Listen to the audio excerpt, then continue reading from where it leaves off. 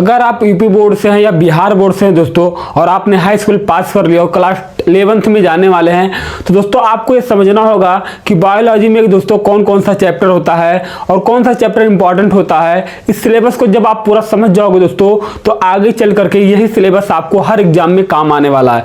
अगर यहाँ पे दोस्तों ये सिलेबस समझ जाओगे तो एग्जाम में आपके लिए बहुत ज्यादा हेल्पफुल होगा। तो वीडियो के लास्ट तक बने रहना दोस्तों। आज हम क्लास 11th बायोलॉजी का पूरा सिलेबस कवर करेंगे। कौन सा चैप्टर बहुत ज्यादा इंपॉर्टेंट होता है, किस चैप्टर से ज्यादा क्वेश्चन आगे चल करके बनता है। तो वीडियो के लास्ट तक बने रहना, ठीक। अब यहाँ पे दोस्तों देख सकते हो आप UP Bihar board 2027 biology syllabus, ठीक है। एक एक पॉइंट दोस्तों आपको बताने की कोशिश करूंगा, इंपॉर्टेंट है। यूनिट, अब पहले यूनिट में दोस्तों मैंने 5 यूनिट लिखा है। 5 यूनिट को दोस्तों अलग अलग भागों में बांट दिया है। Diversity of living organism. अब इस यूनिट के अंदर दोस्तों यहाँ पे भी चैप्टर है। तो कौन कौन सा चैप्टर है देख लेते हैं। पहला दोस्तों है द लिविंग वर्ल्ड, दूसरा दोस्तों बायोलॉजिकल क्लासिफिकेशन, तीसरा हमारा है प्लांट किंगडम और चौथा हमारा है एनिमल किंगडम। अब दोस्तों ये जो चारों चैप्टर हैं, इस चारों चैप्टर में दोस्तों हमें जानवरों के बारे में, पौधों के बारे में, उनकी वर्गीकरण क्लासिफिकेशन करना होता है, इनका वर्गीकरण करना होता है। इनको अलग अलग घरों में, या ये कह सकते हैं कि अलग अलग खंडों में इनको बांटना होता है। ये बटे होते हैं, इस चैप्टर में इनके बारे में पढ़ते हैं।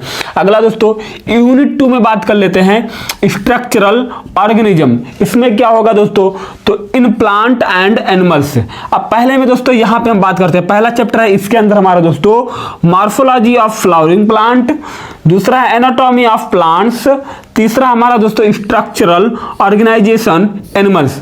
अब इन तीनों चैप्टर के दोस्तों हम इसके अंदर प्लांट डिटेल, पौधों की सारी डिटेल के बारे में पढ़ते हैं, ठीक है, कि कैसे क्या क्या होता है पौधे के अंदर, ठीक है। ऑल डिटेल्स मतलब पौधे की पूरी जानकारी इस चैप्टर में हम पढ़ते हैं। यूनिट नंबर 3 में दोस्तों देख लेते हैं सेल स्ट्रक्चर एंड फंक्शन। तो पहला चैप्टर दोस्तों cell the unit of life, दूसरा बायोमॉलिक्यूल्स, तीसरा सेल साइकिल। तो इस चैप्टर के अंदर दोस्तों यहाँ पे दोस्तों ये ज्यादातर वेरिएबल होता है, क्योंकि यहाँ से दोस्तों हर साल एग्जाम में पूछा जाता है। अगर आप क्लास 12th में अगर बोर्ड पेपर 2028 में देने वाले हो, तो इस चैप्टर को ज्यादातर कोशिश करना दोस्तों, रटने की कोशिश करना, क्योंकि यहाँ से दोस्तों एग्जाम में ज्यादातर क्वेश्चन पूछा जाता है। अब यूनिट नंबर 4 से बात कर लेते हैं दोस्तों। यूनिट नंबर 4 में प्लांट फिजियोलॉजी के बारे में बात की जा रही है। अब इसके अंदर दोस्तों पहला चैप्टर हमारा फोटोसिंथेसिस, दूसरा हमारा दोस्तों रिस्पायरेशन इन प्लांट, तीसरा हमारा है प्लांट ग्रोथ। अब ये 3 चैप्टर दोस्तों, अब इस तीनों चैप्टर को लेकर के यहाँ पे ये स्कोरिंग होता है। क्यों? क्योंकि ये चैप्टर दोस्तों हमें एग्जाम में अच्छा नंबर स्कोर करने के लिए ज्यादा हेल्पफुल होता है। तो इस चैप्टर को भी नहीं छोड़ना है आपको भूल चूक से भी, ठीक है।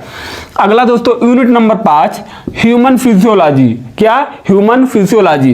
पहला चैप्टर हमारा दोस्तों इसके अंदर डाइजेशन, दूसरा हमारा है ब्रीदिंग, तीसरा हमारा है बॉडी फ्लूइड, चौथा हमारा है न्यूरल कंट्रोल और पांचवा हमारा है केमिकल क्लासिफिकेशन।